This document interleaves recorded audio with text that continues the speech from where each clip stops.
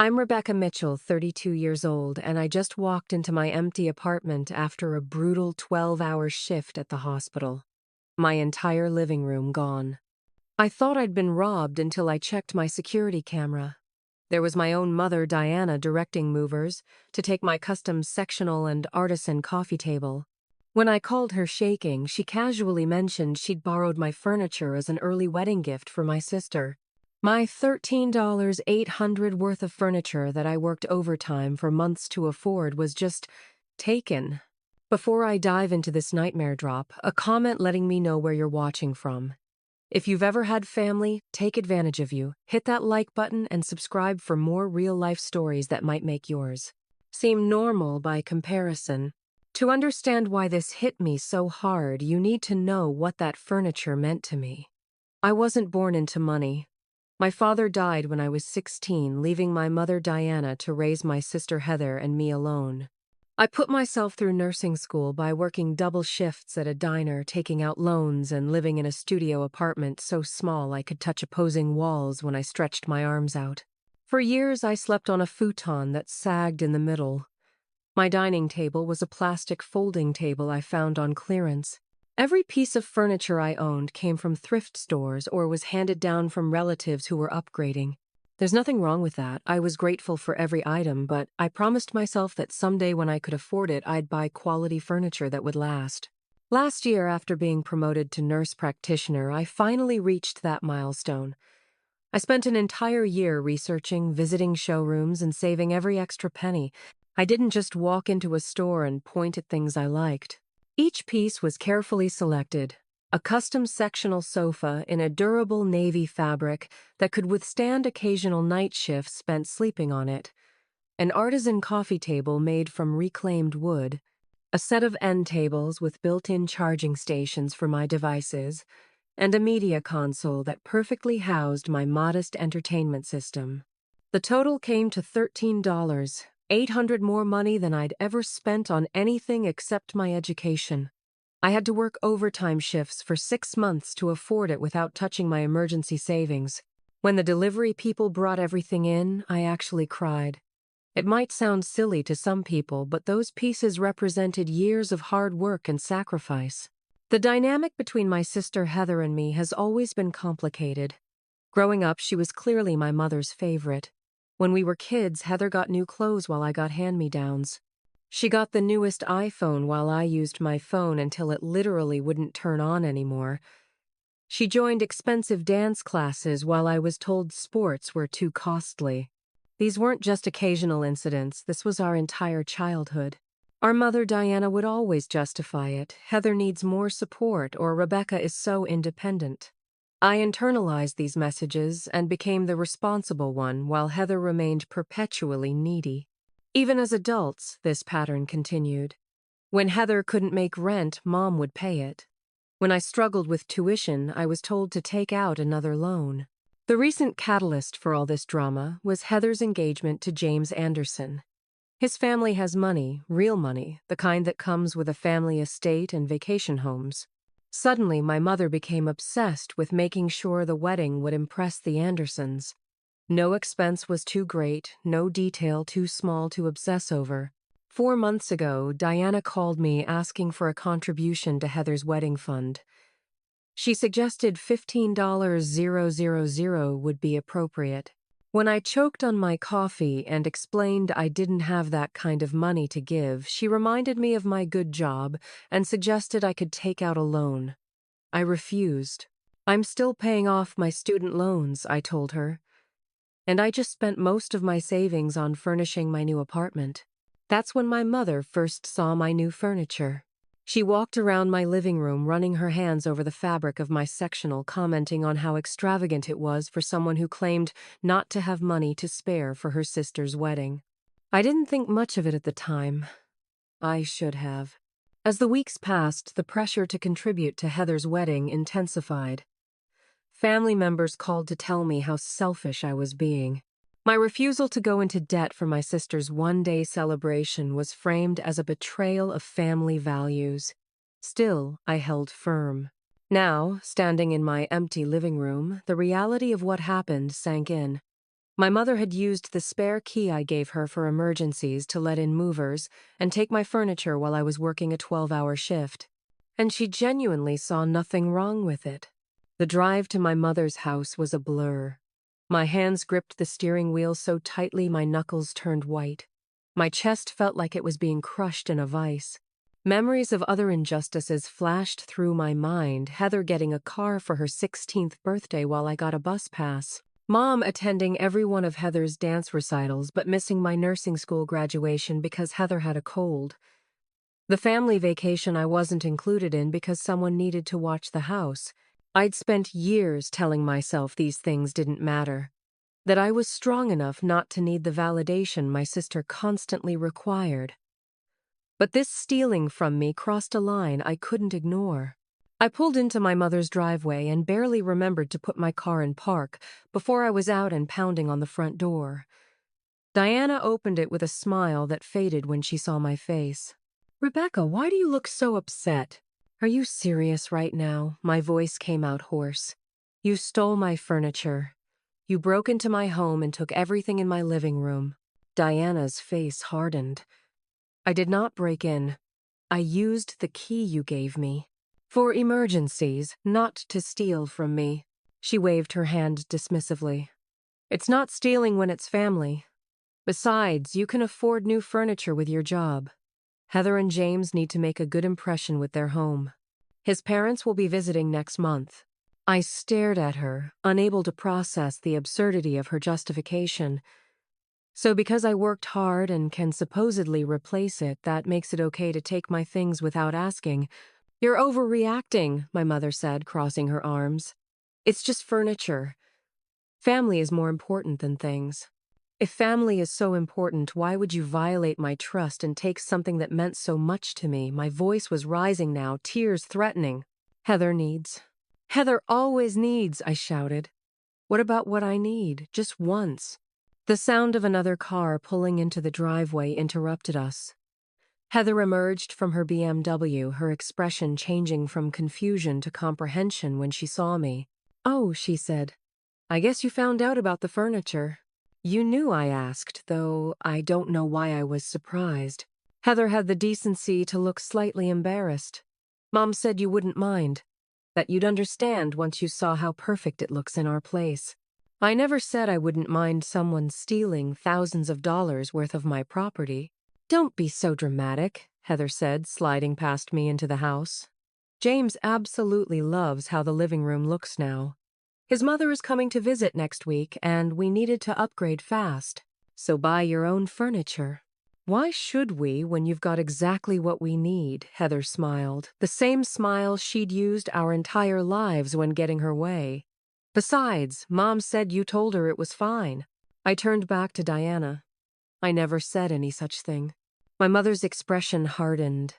"Well, maybe not in those exact words, but when I mentioned how nice your furniture would look in Heather's new place, you just smiled." I took that as permission. The gaslighting was so blatant I almost laughed. Almost. My phone began buzzing in my pocket.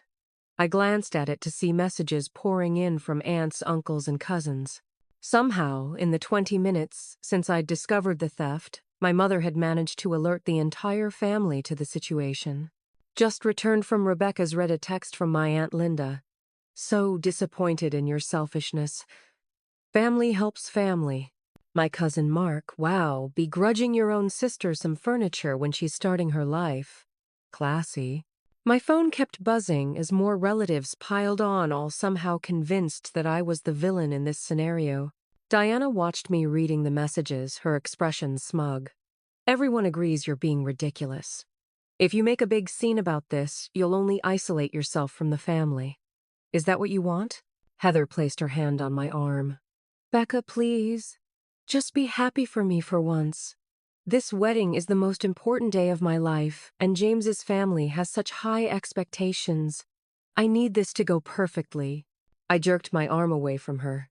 "Stop calling me Becca. You know I hate that." I took a deep breath, trying to steady myself. "I want my furniture back. Today."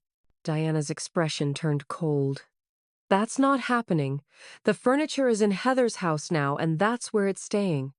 If you push this, you're going to regret it. That was the moment I realized that there was no reasoning with them. In their minds, my property, my hard work, my achievements all existed to serve Heather's needs. I was nothing more than a resource to be tapped when convenient. I left my mother's house in tears, feeling utterly betrayed and alone. As I drove away, I caught a glimpse of my mother and sister in the rearview mirror, standing together in the doorway, already discussing something else as if our confrontation had been nothing more than a minor inconvenience in their day.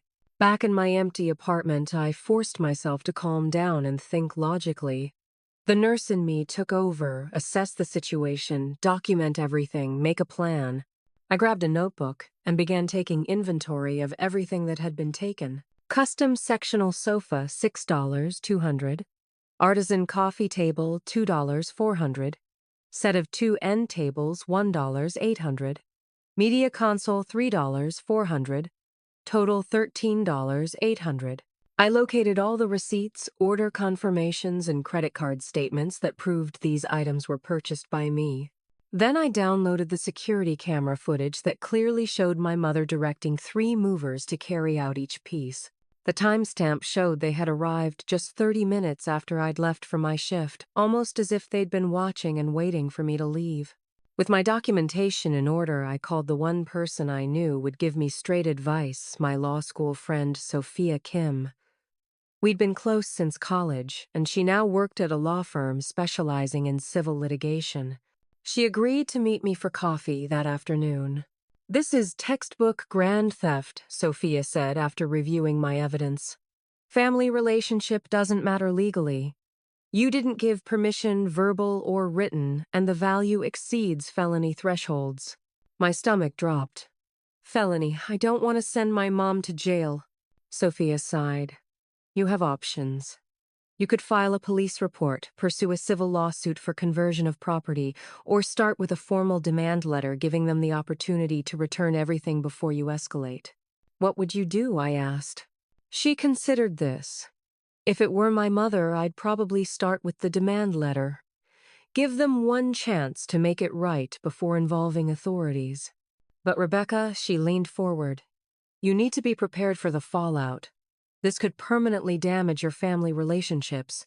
I laughed bitterly. What relationships my mother and sister just stole from me, and then rallied the entire family against me when I objected. Still, despite my anger, I was reluctant to take legal action. I remembered how my mother had sat with me during a brutal bout of pneumonia my second year of nursing school, bringing soup and checking my temperature every few hours. I recalled Heather lending me her car when mine broke down during finals week. Were those small kindnesses enough to outweigh this massive betrayal? In the end, I decided to follow Sophia's advice and start with a formal demand letter. She helped me draft it using appropriately stern legal language. This letter constitutes a formal demand for the immediate return of all property unlawfully removed from my residence on the 15th of April 2023, specifically, list of items with values. Security footage and documentation confirm these items were removed without permission constituting theft under State Penal Code Section 484.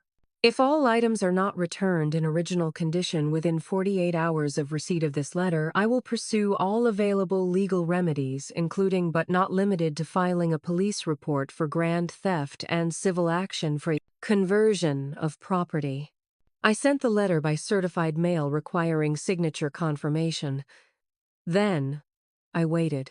That evening, my phone rang with an unknown number.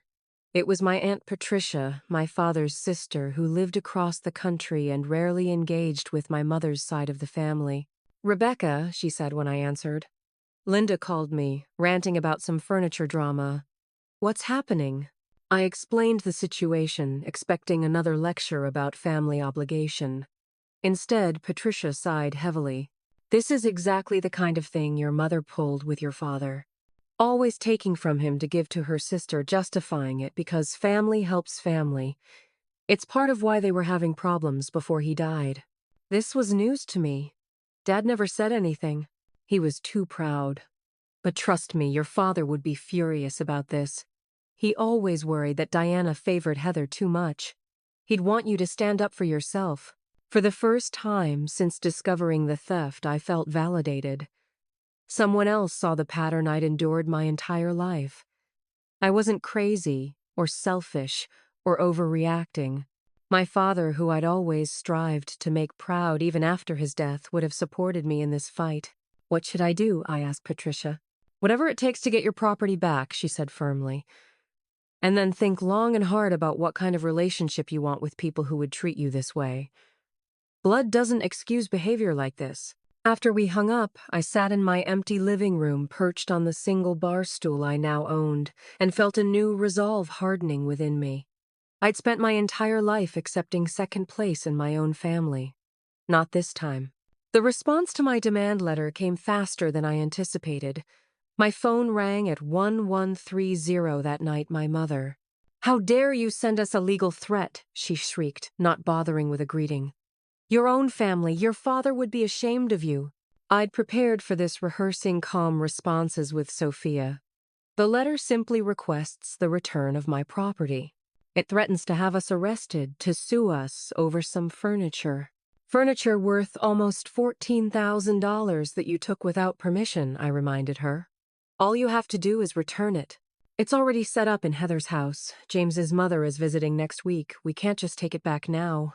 That sounds like a problem you created. Diana's voice turned cold.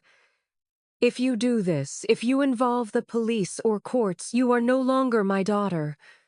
Do you understand me? You will be dead to this family. The threat hit like a physical blow. Despite everything, I'd never considered that my mother would disown me. We'd had conflicts, she'd shown clear favoritism, but this was different. This was an ultimatum. "I need my furniture back," I said quietly, "or the equivalent value." "Then you've made your choice." She hung up. Within an hour, my sister's version of events was all over social media, heartbroken that my own sister would threaten legal action against our mother and me over wedding gifts. Family should support each other's happiness, not tear it down out of jealousy. The post received dozens of supportive comments from family members and mutual friends, all expressing shock at my cruelty and selfishness. No mention that the wedding gifts were stolen from my apartment. No acknowledgement that I never agreed to give anything. My phone buzzed constantly with messages. "How could you do this to your sister before her wedding from a cousin who'd barely spoken to me in years? Your mother is devastated. Fix this from my godmother who had always been kind to me before. Thought you were better than this from a family friend I'd always respected." Even more hurtful were the silence from people I thought would support me, coworkers who'd seen pictures of my new furniture friends, who knew how hard I'd worked for it. The next morning, I received an email from my mother with the subject line, "The truth about the furniture." "Rebecca, I'm disappointed that you've chosen to misrepresent our agreement. As you'll recall, when I admired your furniture last month, you explicitly said it would look perfect in Heather's new place for the wedding. You even suggested we could move it after you redecorated. I have witnesses who will confirm our conversation. Your sudden possessiveness and hostility are concerning and hurtful." I stared at the email in disbelief. This conversation never happened. My mother was fabricating evidence, trying to make me doubt my own memory. Classic gaslighting. I forwarded the email to Sophia, who responded immediately. "They're panicking. This is good, means they know they're in the wrong. But be careful, they're clearly willing to lie." That afternoon, another blow came from an unexpected source. My cousin Tyler, whom I'd always been close to, messaged to say he couldn't believe I was making up stories about Aunt Diana. "She showed me the texts where you offered the furniture," he wrote. "Why are you lying?" I demanded screenshots. What he sent chilled me, doctored text messages that made it appear I had offered my furniture for Heather's new home. Someone had gone to the trouble of creating fake evidence against me. By the end of the day, I was doubting everything. Had I somehow forgotten a conversation? Had I inadvertently given permission? The rational part of my brain knew this was impossible. I would never give away $13,800 worth of furniture I'd worked so hard for, but the emotional manipulation was working. At work the next day, I couldn't focus. During a patient handoff, I completely forgot crucial medication information. When my colleague Marcus asked if I was okay, I burst into tears in the supply closet. My family stole my furniture for my sister's wedding, and now they're turning everyone against me, I sobbed, aware of how ridiculous it sounded. To my surprise, Marcus didn't laugh. That's seriously messed up, he said. My mom used to pull similar stunts with my younger brother, always taking my stuff to give to him because he needs it more. It took me years of therapy to realize how toxic that was. His understanding gave me strength. I wasn't crazy, I wasn't overreacting, and I wasn't going to back down. After my breakdown at work, I realized I needed to get strategic. If my mother and sister were willing to manipulate evidence and turn family against me, I needed to be better prepared. I took a day off work to focus entirely on building my case. First, I searched online for similar experiences and was shocked by how common family theft actually was. I found forums full of people whose parents had taken cars, jewelry, inheritances, and yes, furniture, often justifying it with family helps. Family, or you can afford to replace it. Some had successfully recovered their property through legal action, while others had been forced to write off the loss and cut contact with toxic relatives. One forum member advised document everything, communicate only in writing, and be ready for them to choose the stolen items over a relationship with you. Another warned, if you let them get away with this, it won't be the last time. Establish boundaries now. Armed with this perspective, I began gathering more concrete evidence to counter my mother's fabrications. I found text messages from 3 months earlier when I'd excitedly told friends about my furniture purchases, describing how I'd saved for them and how they represented a new chapter in my life. I had photos of each piece in my apartment with timestamps that proved they were mine. I contacted the delivery company that had brought the furniture to my apartment originally. Fortunately, the same driver remembered the delivery clearly. Not every day we deliver such nice pieces to a single-person apartment, and agreed to provide a statement confirming when and where the items were delivered and to whom. I also discovered my credit card statements showing the exact purchases, complete with store names and dates. The furniture store still had my name and information on file as the purchaser and owner. Sophia came over that evening to review everything. She spread the documents across my kitchen counter, the only surface I had left, and nodded approvingly. This is solid, Rebecca. Much stronger than most cases I see. Now we need to decide on next steps. The demand letter deadline has passed without response. We discussed options. Small claims court would be simplest, but had damage caps that wouldn't cover the full value. A civil lawsuit would be more comprehensive, but take longer and cost more. Filing a police report could lead to criminal charges, which might be more than I wanted. The most important question, Sophia said, is what outcome you want. Do you want the furniture back, money to replace it, or is this now about the principle? I realized I hadn't thought that far ahead. Did I even want these pieces back after they'd been tainted by this experience? Would I be able to sit on that sofa without remembering this betrayal? I think I want them to face consequences, I said finally, not just get away with it because we're family. As we strategized, the toll of the situation became increasingly apparent. I'd lost 5 pounds in a week. I couldn't sleep without medication. My supervisor had noticed my distraction and suggested I take personal leave until the situation was resolved. You can't pour from an empty cup, she said gently. And right now you're running on fumes. I initially resisted work, had always been my escape, but eventually agreed to a week off. I needed to focus on this battle and on my own well-being. During this time, I received an unexpected phone call from Aunt Patricia. I've been talking to some other family members, she said. Things aren't adding up. Diana's been telling different stories to different people. Some were told you loaned the furniture, others that you promised it as a gift, and still others that you sold it to them. None of those are true, I insisted. I know, Patricia said, because this isn't the first time she's done something like this. She proceeded to tell me about incidents I'd never known, about jewelry of my grandmother's that disappeared and ended up with Diana's sister, a valuable painting from my father's family that Diana claimed he had sold before his death he hadn't. And most shockingly, a college fund my father had set up for me that somehow got depleted and redirected to Heather's first car. Your father tried to protect you from knowing about these things, Patricia explained. He didn't want you to think poorly of your mother. But I think you need to know the pattern. This revelation hit me hard.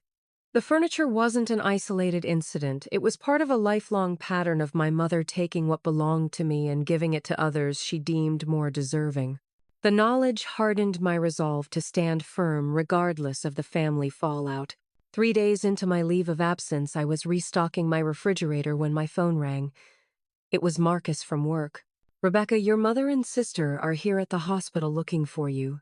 My stomach dropped. What? They're causing a scene in the lobby.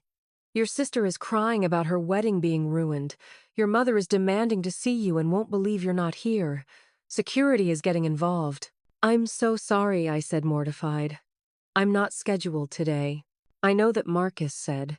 Everyone knows that. But they're telling anyone who'll listen that you're hiding from them and ruining a family wedding over furniture. I ended the call and immediately received a text from another colleague with a video attachment. My mother and Heather were indeed in the hospital lobby. Heather was sobbing dramatically while Diana loudly complained to the receptionist. My daughter Rebecca Mitchell works here and is refusing to speak to us about a family emergency. Several of my colleagues were visible in the background, watching uncomfortably as my family drama played out in my workplace. The security guard was trying to escort them out while Diana protested that they had every right to be there. The humiliation was overwhelming. These were people I worked with professionally every day now, witnessing my mother and sister behaving like reality TV stars. I called my supervisor immediately to apologize. It's not your fault, she assured me. But Rebecca, you need to resolve this. It's affecting the workplace now. The public scene was just the beginning.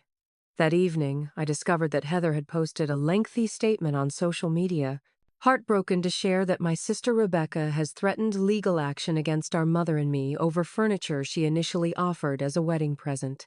When we accepted her generous offer, she changed her mind and is now threatening to have our mother arrested and to sue us weeks before my wedding.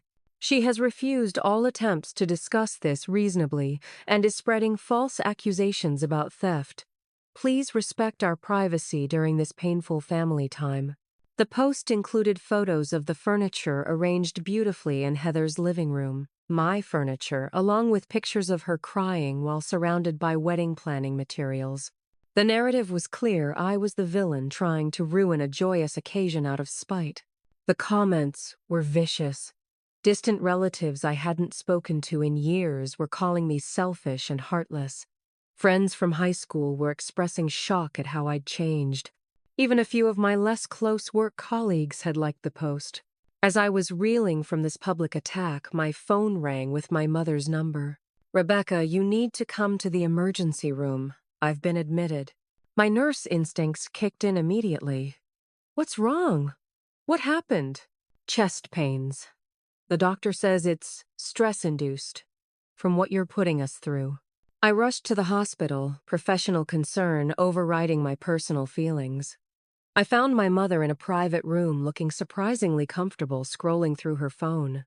Her makeup was perfectly applied. Heather sat beside her, glaring at me when I entered. The doctor says it could be her heart, Heather hissed. Are you happy now? I requested to see my mother's chart, a privilege I had as a healthcare professional with her permission, and quickly realized there was no actual cardiac issue. Her vitals were perfect. The preliminary tests showed no abnormalities. This was either a panic attack or a performance. When the doctor came in, I stepped outside to speak with him privately. Honestly, he said quietly, there's nothing physically wrong with her that we can find. Her symptoms are consistent with anxiety, but she's insisting it's more serious. We're doing additional tests to rule things out, but... He shrugged, the unspoken message clear. I returned to the room now, certain this was another manipulation tactic. The doctor says you're going to be fine. They're just running tests as a precaution. Diana's expression darkened. I can't believe you downplay this. As a nurse, you should understand the seriousness of cardiac symptoms. But I guess furniture is more important to you than your mother's health. I refused to engage with the guilt trip. I'm glad you're getting medical attention. I need to go now. Wait, Diana, said her tone suddenly shifting. We need to resolve this situation. For my health. For the family. She presented her solution. I would drop all legal threats and publicly apologize for the misunderstanding. In exchange, I could attend Heather's wedding and remain part of the family. And my furniture, I asked. We can discuss some form of compensation after the wedding, Diana said vaguely. Maybe a payment plan. In other words, I would get nothing concrete, just vague promises while they kept my property. I declined and left. That night, I received an email notification that someone had attempted to access my credit card account. The IP address traced back to my mother's home internet provider. I immediately called the credit card company to secure my account and discovered another disturbing fact: there had been previous attempts to access my financial information dating back months. This wasn't just about furniture anymore. This was about recognizing a pattern of exploitation that had been going on my entire life and finally saying enough. The attempted identity theft was the final straw. The next morning, I walked into the police station and filed a formal theft report. I provided all my documentation, security footage, purchase receipts, delivery confirmation, text messages, and evidence of the attempted credit card access. The detective assigned to my case, a woman named Karen Rodriguez, reviewed everything carefully. This is actually one of the clearer cases of theft I've seen, she said, looking surprised. Usually, family matters are messy with verbal agreements and mixed ownership, but this is pretty straightforward. Will my mother be arrested? I asked, my stomach churning despite my resolve. Not immediately, Detective Rodriguez explained. First, we'll investigate and conduct interviews. But given the value of the items, this is grand theft, which is a felony. There could be serious consequences, including potential arrest, criminal charges, and restitution orders. I nodded, feeling simultaneously relieved and terrified. What happens next? We'll contact your mother and sister to get their side of the story. Based on what you've shown me, they'll likely be advised to return the property to avoid charges. But I have to warn you, once this process starts, I can't stop it just because you reconcile with your family. The district attorney will decide whether to pursue charges based on the evidence. I understood. There was no going back from this step. Following Sophia's advice, I also filed a claim with my renter's insurance company. Although I hadn't initially considered it theft, who expects their mother to steal from them, my policy covered unlawful removal of property. I submitted all the same documentation I'd given the police. Within days, the insurance company assigned an investigator who took the claim seriously. He informed me that he would be contacting Diana and Heather as part of the standard investigation process. If the claim was approved, the insurance would pay me for the stolen items and then pursue reimbursement from the responsible parties, potentially through legal action of their own. While these official processes moved forward, my personal support network began to grow. My work colleagues rallied around me after witnessing my family's behavior at the hospital. Marcus and several other nurses helped me borrow temporary furniture so I wouldn't have to sit on the floor of my apartment. A patient whose life I'd saved during a code blue the previous year owned a furniture store and offered me a significant discount on replacement pieces if needed. Online, I connected with others who had experienced family theft, forming a small support group that met virtually each week to share progress and advice. Their collective wisdom helped me navigate the emotional aspects of the situation when my resolve weakened. The first tangible win came when my insurance company officially classified the incident as theft and approved my claim. The investigator called to inform me that they would be sending a formal letter to Diana and Heather outlining the evidence of theft and the company's intention to pursue reimbursement. In my experience, he said, once people realize an insurance company is involved and prepared to take legal action, they often choose to return the property rather than face the consequences. Insurance companies have resources and persistence that individuals don't. He was right. 2 days after the insurance letter was sent, I received a call from an unexpected source, James, my sister's fiancé. Rebecca, he said, sounding uncomfortable. I think we need to talk. I just found out about this furniture situation and I'm confused. We agreed to meet at a coffee shop halfway between our homes. When I arrived, James was already there, looking troubled. I want to understand what's happening, he said after we'd gotten our drinks. Heather told me you gave us the furniture as a wedding present, but now I'm hearing from the insurance investigator that it was taken without your permission. I explained the entire situation, showing him the security footage on my phone. James watched his expression growing increasingly distressed. I had no idea, he said when I finished.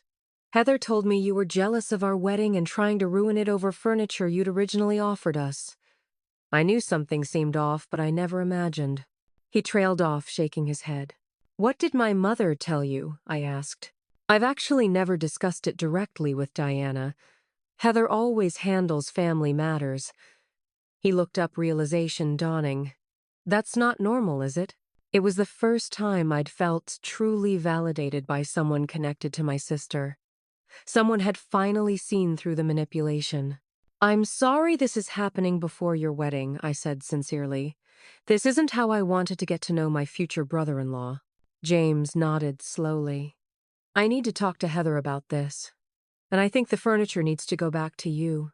Whatever the truth is about how it came to our house, it's clearly causing a huge issue, and I don't want stolen property in our home. I left that meeting feeling cautiously hopeful.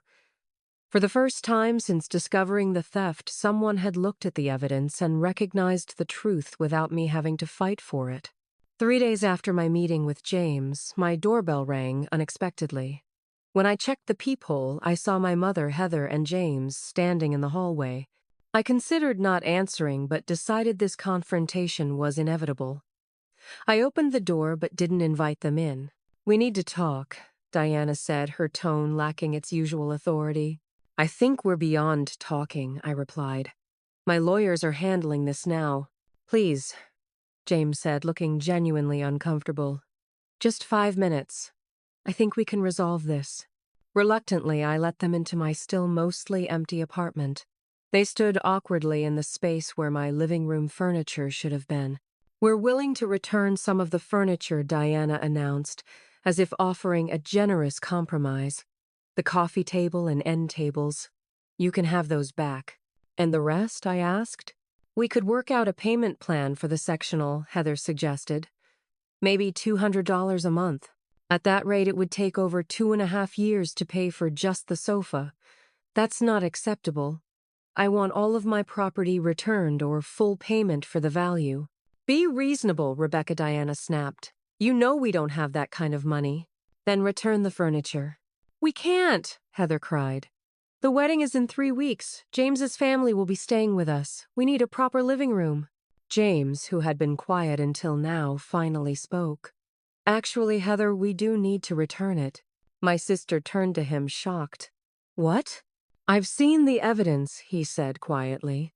The security footage, the receipts, everything. This furniture was taken without permission. That's theft, and I won't start our marriage with stolen property in our home. Diana's face flushed with anger.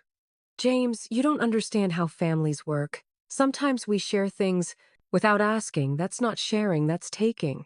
His voice was firm but not unkind. And it's putting our future at risk. Do you realize this could result in criminal charges? How would that look to my family? For the first time, I saw genuine fear in my mother's eyes. She'd been so focused on impressing James's family with material things that she hadn't considered how a theft charge might affect their impression. This has gotten out of hand, Diana said, her voice slightly trembling. We never meant for things to go this far. What did you mean to happen? I asked. That I'd just accept having thousands of dollars of my property stolen, that I wouldn't fight back. I thought you'd understand once you calmed down, Diana insisted. Family helps family. Your sister needed this for her new life. And you've always been so independent, so strong. That doesn't make it okay to take from me. I know that now, Diana said, though I wasn't convinced she truly believed it. But the situation is complicated. Some of the pieces, they're not all still available. What does that mean? I demanded. Heather looked at the floor. We sold the media console. You what? We needed money for the wedding deposit, Heather admitted. The catering company required half up front and we were short. I stared at them in disbelief. They hadn't just stolen my furniture, they'd sold part of it to fund the wedding I'd refused to help pay for. James looked horrified. You sold it, you never told me that. The room fell silent as the full extent of the deception became clear. This wasn't just about furniture, it was about a pattern of entitlement lies and manipulation that had defined my family relationships for decades. After several tense moments, James spoke again. Here's what's going to happen. We're returning all the remaining furniture to Rebecca immediately. I'll arrange and pay for movers tomorrow. For the sold piece, we'll sign a payment agreement for its full value with the first payment due next week. Diana began to protest, but James cut her off. This isn't negotiable. Either we make this right or I need to reconsider some things. The implications were clear, the wedding itself might be in jeopardy. Heather burst into tears, but not her usual manipulative sobs. These seemed genuine, perhaps the first real emotion I'd seen from her throughout this ordeal. I'm sorry, Rebecca, she whispered. I never should have let this happen. I wasn't ready to forgive, but I recognized this small step toward accountability. I want everything in writing, I said firmly. A formal agreement about the returned items and the payment plan. Of course, James agreed. We'll have it drafted today. My mother remained silent, her face a mask of conflicting emotions, anger, shame, and perhaps a hint of respect she'd never shown me before. For the first time in my life, I had stood my ground against her and won. The next day, movers arrived with my sectional sofa and end tables. They weren't in perfect condition, there were a few new scratches and what looked like a wine stain on one cushion, but they were back in my possession.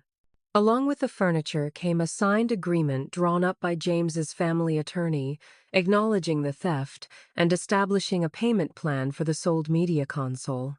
As I watched the movers position my sectional back in its rightful place, I felt a complex mixture of emotions, relief, vindication, sadness for what this revealed about my family, and a strange new sense of power.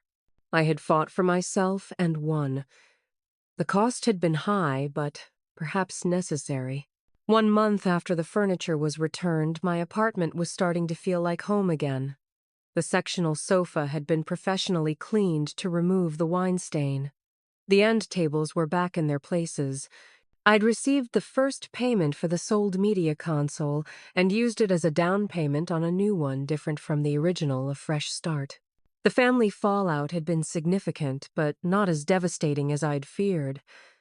Diana still wasn't speaking to me directly, communicating only through terse text messages when absolutely necessary. Heather oscillated between apologies and resentment, depending on her mood and audience. The wedding had proceeded as planned, though scaled back considerably when James insisted on a more reasonable budget. I hadn't attended. Although James had personally invited me, explaining that he understood if I declined, I couldn't bring myself to celebrate a union that had been partly funded by stealing from me. Instead, I'd sent a card with a modest check, the kind of contribution I could comfortably afford without resentment. Some relatives had reached out to apologize for jumping to conclusions. Others maintained that I had overreacted to a family misunderstanding. Aunt Patricia had flown in for a weekend visit, helping me rearrange my apartment and listening as I processed my complicated feelings about the whole ordeal. Family dynamics don't change overnight, she told me. Your mother has spent decades establishing a pattern where Heather's needs always come first. Breaking that pattern is painful for everyone involved. Do you think we'll ever have a normal relationship? I asked. Patricia considered this. Define normal. Will Diana suddenly become a perfectly balanced mother who treats her children equally? Probably not. But could you eventually establish a new relationship with healthier boundaries? Possibly. That's up to you to decide if it's worth the effort. Her words stayed with me as I worked through these questions in therapy. I'd started seeing Dr. Lauren Wilson 2 weeks after the furniture was returned, recognizing that I needed professional help to process not just this incident, but the lifelong patterns it had exposed. What you experienced wasn't just theft of property, Dr. Wilson explained in one session. It was a violation of trust and a manifestation of a family dynamic where your boundaries have never been respected. That's more damaging than losing material possessions. Through therapy, I began to identify and break the generational patterns that had shaped our family. Diana's own mother had played favorites among her children. My father had enabled the behavior by trying to compensate quietly rather than addressing it directly. I had internalized the role of the strong one who didn't need support, while Heather had learned that emotional displays would get her what she wanted.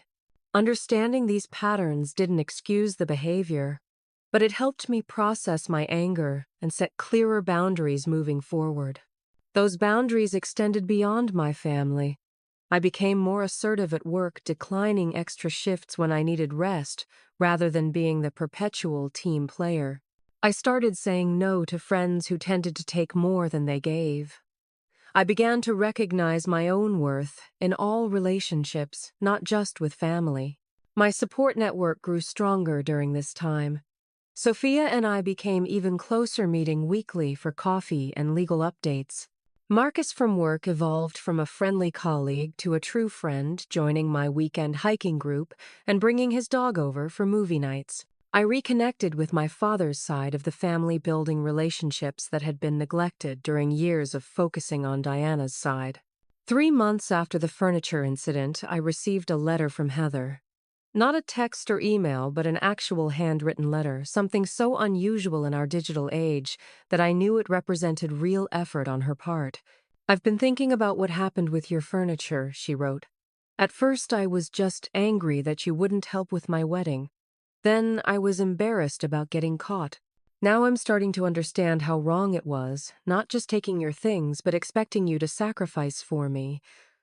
I've always known Mom favored me, and I used it to my advantage without considering how it hurt you. I'm not asking for forgiveness yet. I know I haven't earned it. But I am sorry truly, and I'm trying to be better." It wasn't a perfect apology, but it was a start, the first time Heather had acknowledged the favoritism without justifying it. I wrote back thanking her for the letter and suggesting we might meet for coffee someday when we were both ready. Diana's steps toward change were smaller and more halting. She continued to make the monthly payments for the sold furniture, though often accompanied by passive-aggressive notes about family loyalty. She sent a birthday card with a gift certificate, not as generous as what she typically gave Heather, but more thoughtful than her usual token acknowledgement of my birthdays. I accepted these small efforts without expecting dramatic transformation. As Dr. Wilson had explained, people who have spent decades behaving one way rarely change completely.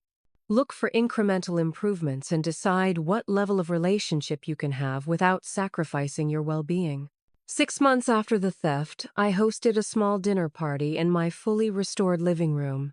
Sophia was there, along with Marcus, 2 other close friends from work, and Aunt Patricia, who was visiting again.